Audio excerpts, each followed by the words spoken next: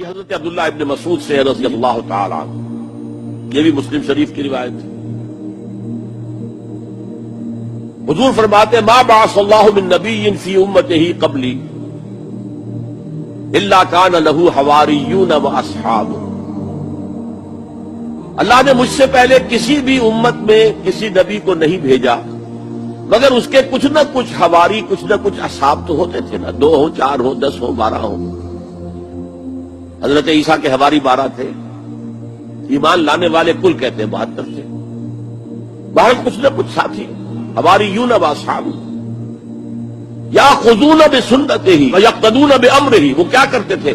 وہ حواری اور صحابہ اپنے نبی کی سنت کو مضبوطی سے پکڑ لیتے تھے اور انہی کے احکام کی پیروی کرتے تھے۔ یقتدون بامرہ، اقتداء کرتے تھے، پیروی کرتے تھے۔ ثم انہا تخلف من بعدہم خلوف، پھر ہمیشہ ایسا ہوا ہے کہ بعد میں کچھ ایسے ناخلف اٹھے، یفعلون یقولون ما لا یفعلون ویفعلون ما لا یؤمرون، کہ وہ کہتے وہ تھے جو کرتے نہیں تھے اور کرتے وہ تھے جس کا حکم ہی نہیں ہوا۔ عرس منائے جا رہے ہیں، یہ کوئی اللہ کے رسول کا حکم ہے؟ کیا رسول کے صحابہ کا عمل ہے؟ کیا حضور کا عرس منایا گیا؟ عید میلاد النبی ایک نئی عید ہو گئی ہے، کیا اس کا حکم دیا محمد رسول اللہ نے؟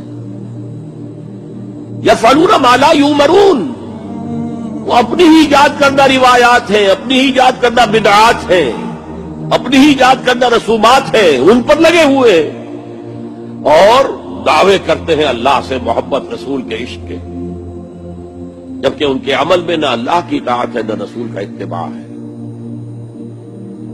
اب جب ایسی صورت پیدا ہو جائے تو کیا کریں؟